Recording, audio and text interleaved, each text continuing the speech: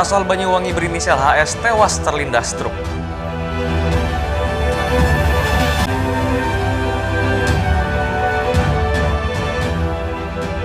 Produk domestik regional bruto Nusa Tenggara Barat dari sektor pertanian capai 22%.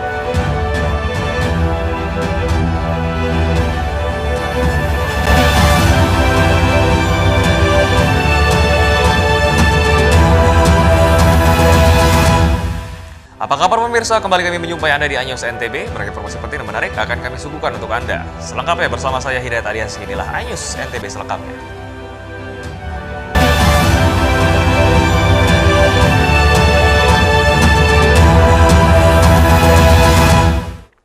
Ya pemirsa, pengendara motor asal Banyuwangi berinisial HS tewas terlindas truk di Jalan Ibrahim Khalid, Kediri, Lombok Barat. Pemotor asal Banyuwangi berinisial HS tewas setelah terlindas truk di Jalan Ibrahim Khalid di Kediri, Kecamatan Kediri, Lombok Barat. Kejadian kecelakaan berawal korban HS datang dari arah utara menuju selatan saat melintas di Jalan Menikung di dekat Pasar Kediri, Lombok Barat. Namun naas korban HS terjatuh kemudian terlindas ban truk yang melintas dan terseret hingga beberapa meter. Sementara itu, sopir truk langsung mengamankan diri ke Polres Lombok Barat, sedangkan jenazah HS sudah dievakuasi dan akan dipulangkan ke kampung halamannya di Banyuwangi. Saat menuju tikungan, sehingga mengakibatkan pengendara motor terjatuh dan masuk ke bawah badan truk. Untuk saat ini, pengendara truk sudah mengamankan diri di Polres Lombok Barat, dan untuk pengendara sepeda motor yang meninggal dunia sudah dikirimkan ke kampung halaman di Banyuwangi. Tabrakan yang mengakibatkan korban meninggal dunia ini diduga akibat kelalaian dan kurangnya kesadaran berlalu lintas. Warga masyarakat harapkan selalu tertib berlalu lintas dan perhatikan rambu-rambu lalu lintas saat berkendaraan di jalan. Dari Lombok Barat, Muzakir Ainus melaporkan. Sementara itu pemirsa, 3 orang korban kecelakaan lalu lintas di Jalan Raya Pusuk, Lombok Utara dievakuasi ke rumah sakit terdekat karena mengalami luka yang cukup serius. Sejumlah warga yang berada di TKP kecelakaan dikagetkan dengan suara dentuman keras yang ditimbulkan dari 2 unit sepeda motor yang terlibat tabrakan di Jalan Raya Pusuk, Lombok Utara, tepatnya di tanjakan Gunung Malang. Warga pun mendekati sumber suara dan mendapati 4 orang korban kecelakaan tergeletak di jalan raya. 2 sepeda motor dengan kecepatan tinggi datang dari arah berlawanan dan salah satunya hendak menyalip sepeda motor yang ada di depannya, namun naas kehilangan kendali sehingga tabrakan tak terelakkan. Ada suara benturan, Pak? Enggak, benturan doang. Keras? Jelas, pelik. Tidak ada suara teriakan? Tidak ada surakan. Berapa orang korbannya? Ya. Berapa orang korban? Apa? Ya, dari arah mana? Berlawanan itu? Berlawanan. Bawah atas jadinya apa ya? Berlawanan. Akibat tabrakan ini 3 orang kritis dan terpaksa harus dievakuasi dan dilarikan ke rumah sakit terdekat menggunakan ambulan untuk mendapatkan pertolongan medis. Saya tadi nggak begitu ini ya. Saya kebetulan duduk di warung sana. Nah, memang kita dengar terjadi kecelakaan di sini. Jadi kita langsung datang. Yang kita utamakan adalah menolong korban. Kita menolong korban. Setelah itu nanti dari piket laka lantas Polres Lombok Utara yang akan menangani. Kondisi suara dentuman keras? Ya, lumayan keras tadi. Kasus laka lantas yang melibatkan 2 unit sepeda motor itu saat ini ditangani Satlantas Polres Lombok Utara. Dari Lombok Utara, Hari Kasidi, iNews melaporkan. Kita beralih ke informasi lainnya pemirsa, produk domestik regional bruto Nusa Tenggara Barat dari sektor pertanian capai 22% dan kontribusi pertumbuhan ekonomi ini dari keberadaan petani milenial. Pertumbuhan ekonomi Nusa Tenggara Barat dari produk domestik bruto di sektor pertanian mencapai 22%, data rilis Kantor Badan Pusat Statistik atau BPS NTB berdasarkan hasil sensus pertanian tahun 2023. Data jumlah petani milenial NTB mencapai 225.000 orang. Keberadaan petani milenial dengan dukungan teknologi pertanian modern menjadi pendongkrak pertumbuhan ekonomi Nusa Tenggara Barat karena produk domestik regional bruto atau PDRB NTB dari sektor pertanian jumlahnya mencapai 22% atau paling tinggi dari sektor lainnya. Potret pertanian kita mendongkrak ekonomi kita. Dari sisi PDRB kita kan gitu, kita bisa lihat share pertanian itu sekitar 22%. Jadi penyumbang sektor pertanian terhadap ekonomi NTB itu sekitar 22%. Tuh. Dan itu terbesar di NTB. Itu produk yang tertinggi itu apa sih? Ya? Dongkrak itu yang lokasinya PDB itu komoditas apa yang tertinggi? Tanaman pangan. Kepala Kantor BPS NTB Tajudin mengatakan keberadaan petani milenial dari golongan usia 24 hingga 38 tahun dan jumlahnya mencapai 225.000 orang muncul dari hasil pelaksanaan sensus pertanian atau SP tahun 2023. Kendati demikian, BPS NTB saat ini belum bisa memaparkan jenis komoditi pertanian yang mendominasi PDRB karena masih memerlukan data pendamping yang belum ada. Data pendamping tersebut dikatakan baru bisa ditampilkan pada tahun depan. Komoditi padi ditengarai masih menjadi andalan pertanian NTB. Dari Mataram, Hari Kasidi, iNews melaporkan. Kami akan segera kembali, tetaplah bersama iNews NTB.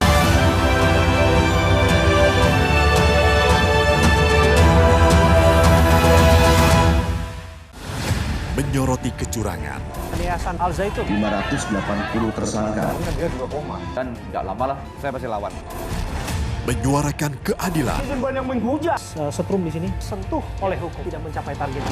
laporan mendalam dan eksklusif. Kalau langsung 20 miliar Serikat yang akan dikembalikan ke Kejaksaan Agung. AB Plus setiap minggu pukul 8 pagi di iNews.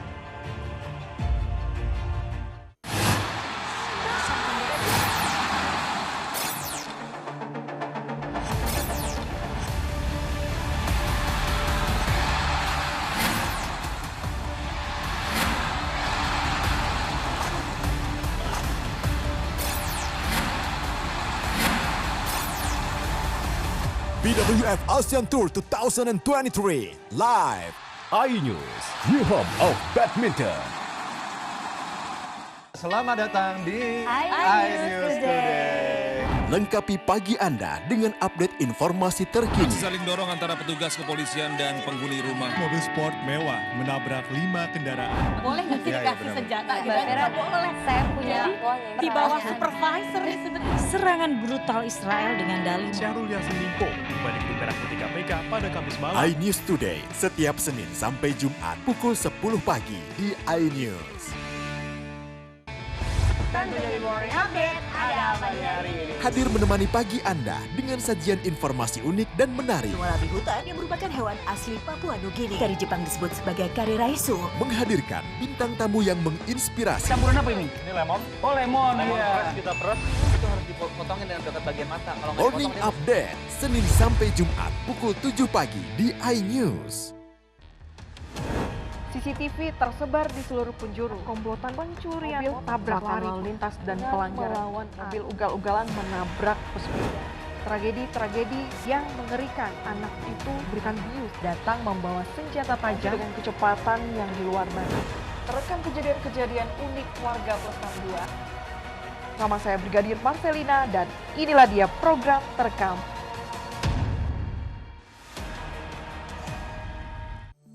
Hai, namaku Grini. Grini mau ajak teman-teman untuk menjaga bumi kita tercinta dari kerusakan.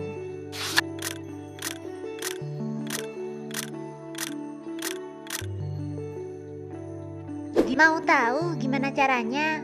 Yuk, hemat energi teman-teman.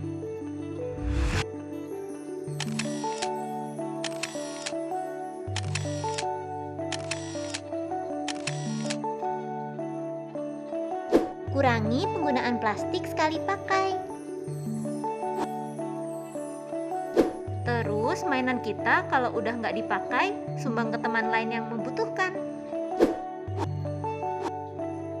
Bisa kan teman-teman? kita selamatkan bumi dari kerusakan untuk masa depan kita, teman-teman. Mengupas makna dan tafsir Al-Quran bersama ulama terkemuka tanah air. Kaumum min kaum khairun minal yadis suflah. Nggak bakal bisa dibayar oleh dunia dan seisinya. Jelas, lugas untuk kehidupan sehari-hari. Di antara yang merusak hati adalah buruk sangka. Wa aqimus shalah wa atuz zakah. Itu pun sejajar dengan jihad fisabilillah. Cahaya Hati Indonesia, Sabtu dan Minggu pukul 12 siang di iNews. Tahapan Pemilu 2024.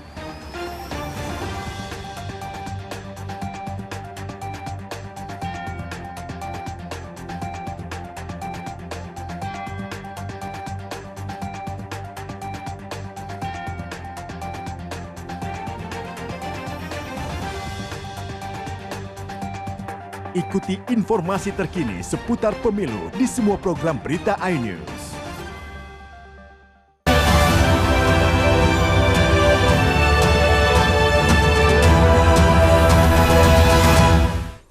Terima kasih Anda masih bersama kami pemirsa. Pemda NTB dorong pihak sekolah bentuk tim khusus penanganan kekerasan di sekolah menyusul banyaknya kasus bullying yang masih saja terjadi. Maraknya kasus bullying yang terjadi di NTB terutama di lingkup sekolah menjadi atensi pemerintah daerah. Pemerintah pun terus berupaya untuk menekan angka bullying dengan mendorong sekolah-sekolah untuk membentuk tim khusus untuk menangani kekerasan di lingkup sekolah. Sesuai dengan Permendikbud nomor 46 yang mengatur tentang pembentukan tim khusus penanganan kekerasan di sekolah. Terkait permasalahan yang menimpa anak usia sekolah kini semakin beragam, bahkan hingga menyentuh kasus asusila seperti halnya di Kabupaten Lombok Utara beberapa waktu lalu. Kita selalu mengingatkan teman-teman untuk di kabupaten kota juga untuk sering-sering mengingatkan masyarakat untuk lebih menjaga anak. Kemudian juga guru untuk selalu mengingatkan muridnya di sekolah. Itu yang bisa kita lakukan. Dan kita mendorong untuk pihak sekolah untuk segera melaksanakan Permendikbud nomor 46. Ia pun mengingatkan kepada orang tua serta pihak sekolah untuk lebih memperhatikan anak baik di rumah maupun di sekolah. Dari Mataram, Rizka Anjani, iNews melaporkan. Ya, sementara itu pemirsa, kasus stunting di Kabupaten Lombok Tengah merata tersebar di 12 kecamatan, sementara itu kasus stunting masih didominasi di Kecamatan Kopang. Kecamatan Kopang, Kabupaten Lombok Tengah hingga saat ini masih mendominasi untuk kasus stunting di Kabupaten Lombok Tengah. Selain itu, kasus stunting juga merata tersebar di 12 kecamatan. Kendati demikian, kasus stunting di Lombok Tengah sudah jauh menurun dan telah melebihi target yakni 14% di tahun 2024. Berdasarkan data Dinas Kesehatan Lombok Tengah, kasus stunting di Lombok Tengah kini berada pada angka 13,34% atau sebanyak 12.000 anak. Hasil identifikasi kita kemarin, salah satu kecamatan yang paling banyak untuk lokusnya adalah kecamatan Kopang ya, oh betul. Iya, karena stunting itu berlaku untuk anak 0-5 tahun. Balita ya, Kopang. Kopang ya. Data terakhir kita jumlahnya berapa? 13,34%. 12.000 anak. Hampir 12.000 ya. Kendati sudah menurun, namun Pemkab tetap gencar menurunkan angka stunting. Salah satunya program yang masih terus berjalan, yaitu pembagian telur untuk anak penderitaan stunting. Dari Lombok Tengah, Emma Widiawati, iNews melaporkan. Ya, bantuan kemanusiaan sebesar 1,8 miliar dari penggalangan dana untuk rakyat Palestina diserahkan pemerintah Kabupaten Lombok Tengah ke Basnas Republik Indonesia.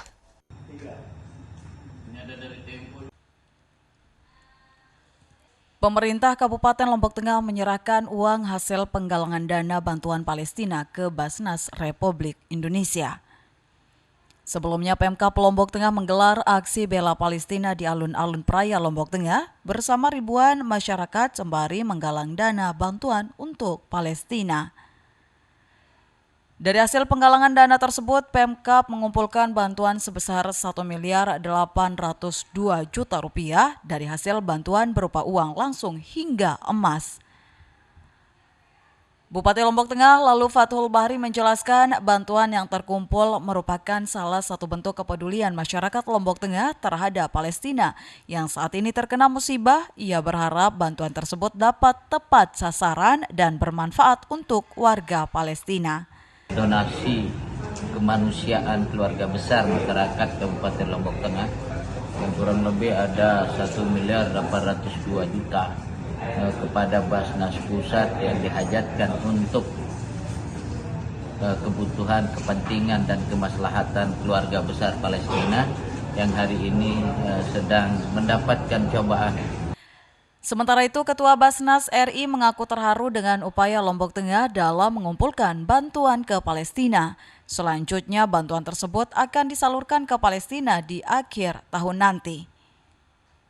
Adapun jumlah bantuan untuk Palestina yang sudah masuk ke Basnas saat ini sebesar 125 miliar rupiah dengan target di akhir tahun sebesar 250 miliar rupiah.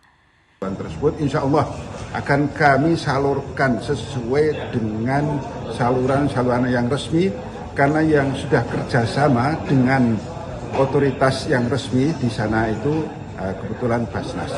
Dan kami juga mengumpulkan dari bantuan-bantuan LAS dan masyarakat pada umumnya. Insya Allah saat sekarang ini sudah terkumpul kurang lebih 125 miliar. Mudah-mudahan kita bisa melaksanakan. Tetapi target kami sampai dengan akhir tahun, sampai dengan 31 Desember itu 250 miliar. Dari Lombok Tengah, Emma Widiawati, iNews melaporkan. Kami akan segera kembali, tetaplah bersama iNews NTB.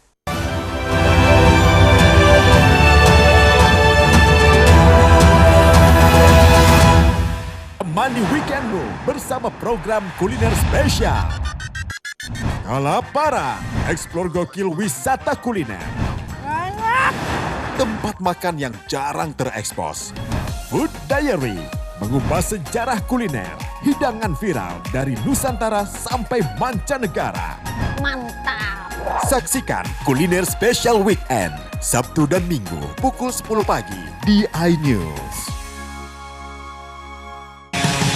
Kompilasi berita olahraga paling top dan sensasional, baik dalam dan luar negeri.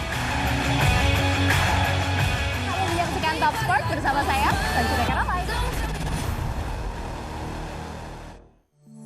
Hai, namaku Grini. Grini mau ajak teman-teman untuk menjaga bumi kita tercinta dari kerusakan.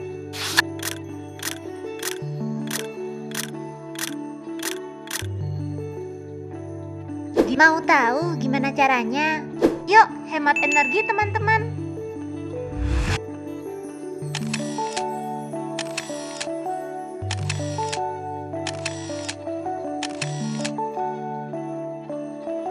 Kurangi penggunaan plastik sekali pakai. Terus mainan kita kalau udah nggak dipakai, sumbang ke teman lain yang membutuhkan.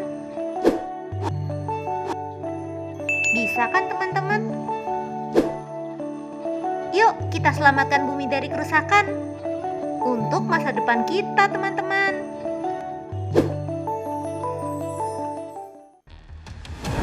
CCTV tersebar di seluruh penjuru. Komplotan pencurian mobil, tabrak lalu lintas dan pelanggaran mobil ugal-ugalan menabrak pesepeda. Tragedi-tragedi yang mengerikan. Anak itu berikan bius datang membawa senjata tajam dengan kecepatan yang di luar batas. Terekam kejadian-kejadian unik warga plus 62. Nama saya Brigadir Marcelina dan inilah dia program Terekam. Mengupas makna dan tafsir Al-Quran bersama ulama terkemuka tanah air.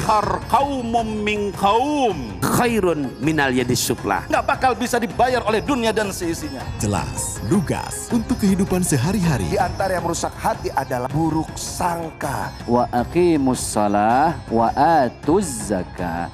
Itu pun sejajar dengan jihad fisabilillah. Cahaya Hati Indonesia, Sabtu dan Minggu pukul 12 siang di iNews. Halo teman-teman, saya mau mengajak teman-teman untuk menjaga kebersihan lingkungan agar tidak menimbulkan bencana seperti menyebabkan kerusakan ekologis, menyebarkan penyakit, menyebabkan terjadinya banjir, dan menyebabkan bau yang tidak sedap. Ayo, jaga kebersihan lingkungan kita dari sampah lingkungan dan sampah masyarakat. Mari kita pulangkan sampah-sampah kita ke tempat yang semestinya. Karena satu sampah yang kau buang sembarangan akan menimbulkan 1001 macam bencana. Namun, satu sampah yang kau buang ke tempatnya akan menyelamatkan seluruh alam semesta. Mari teman-teman, kita buang sampah pada tempatnya untuk menjaga kelestarian lingkungan kita.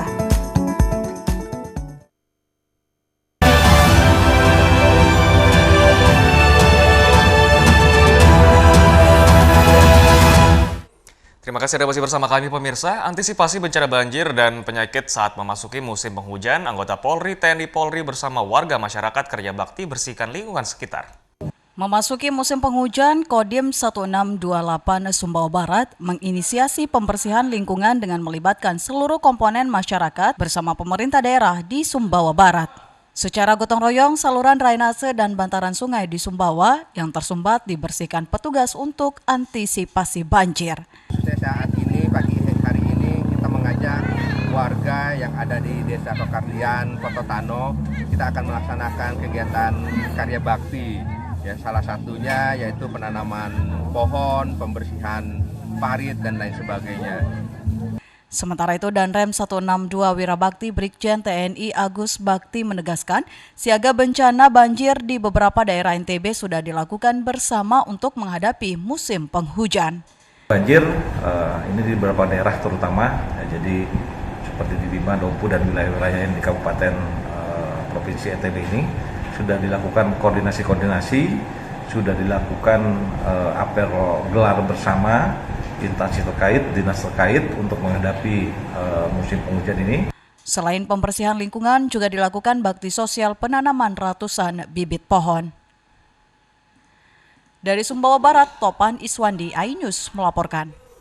Antisipasi penyakit di musim penghujan, puluhan personel gabungan TNI Polri bersama komponen masyarakat lakukan kerja bakti di Pasar Tradisional Kota Mataram. Memasuki musim hujan, puluhan personel TNI Polri dikerahkan kerja bakti bersihkan pasar tradisional Pagesangan, Kota Mataram.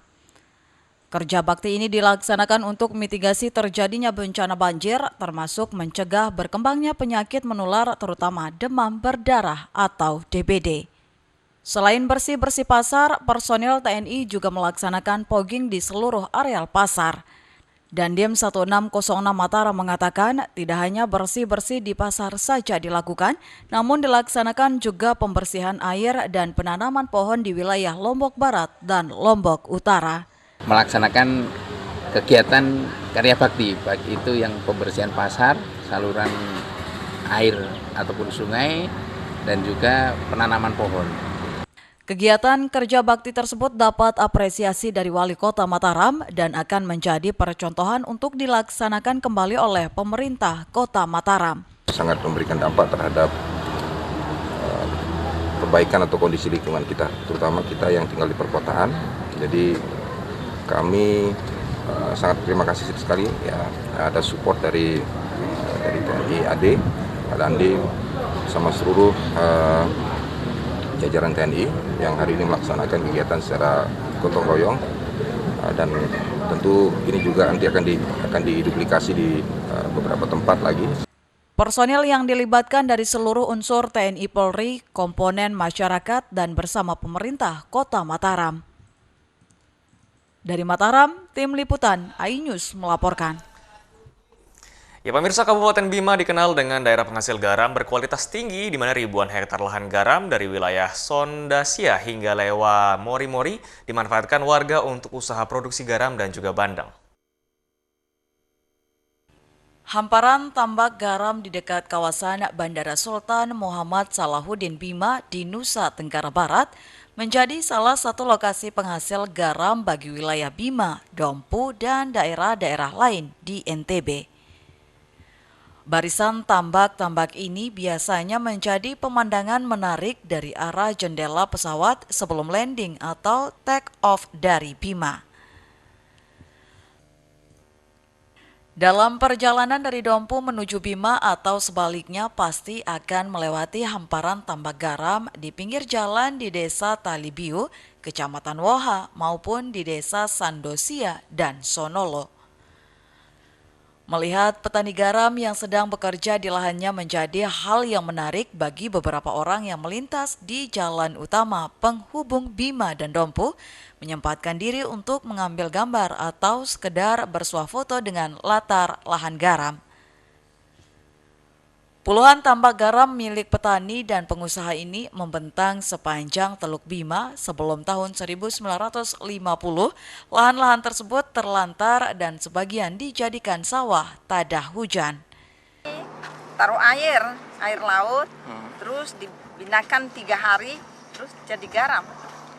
Oh, dibiarkan selama 3 hari? Biarkan 3 hari itu, nanti dia jadi garam. Prosesnya kayak gimana aja, Ibu? Prosesnya ini baru kemarin taruh airnya ini sudah mulai jadi garamnya. Ini bambu ini untuk dikeluarkan garamnya. Oh. Keluarkan garamnya. Berarti sudah keluar, taruh di atas ini, terus sudah kering, kita isi di karung. Usaha garam di sekitar Teluk Bima itu meliputi 2 kecamatan, yakni Bolo dan Woha, dengan luas sekitar 1.200 hektar dengan pemilik lahan sekitar 56 orang. Jumlah pekerja di area lahan garam tersebut sekitar 2.500 orang yang terdiri dari buruh kasar yang mengumpulkan garam dari dalam petak ke dalam karung dan buruh panggul yang menaikkan garam ke truk pengangkut. Upah buruh garam berkisar Rp5.000 hingga Rp10.000 per karung garam. Dalam satu musim panen, rata-rata para petani bisa mendapatkan 120 ton garam kasar. Iya sih, kadang-kala sih tergantung juga. Kadang lagi musim hujan kan nggak bisa masuk juga kan. Berapa dikasih Pak per hari? Tergantung sih, ini kan tergantung dari perhitungan karung. Rata-rata berapa Pak? Ini saya lumayan 5.000 lah. 5.000 per karung. Kadang seminggu itu 3 kali panen Pak, seperti itu ya? Iya, kalau di sini kadang sekali seminggu, 2 kali seminggu lah. Tergantung dari cuaca juga sih. Melihat potensi petani garam pada tahun 2009, pemerintah Kabupaten Bima menjalin kerjasama dengan berbagai stakeholder di luar negeri untuk meningkatkan nilai jual garam. Selain itu, pemerintah Kabupaten Bima juga selektif menertibkan izin penjualan garam keluar daerah dan garam yang tidak mengandung yodium tidak boleh dikirim sesuai amanat Peraturan Daerah Provinsi NTB Nomor 3 Tahun 2006. Dari Bima, Herkyandi, iNews melaporkan. Ya pemirsa, serangkaian informasi tadi sekaligus menutup perjumpaan kita di iNews NTB kali ini. Saya Hidayat Ariasih mewakili Kebertugas Paket. Terima kasih dan sampai jumpa kembali.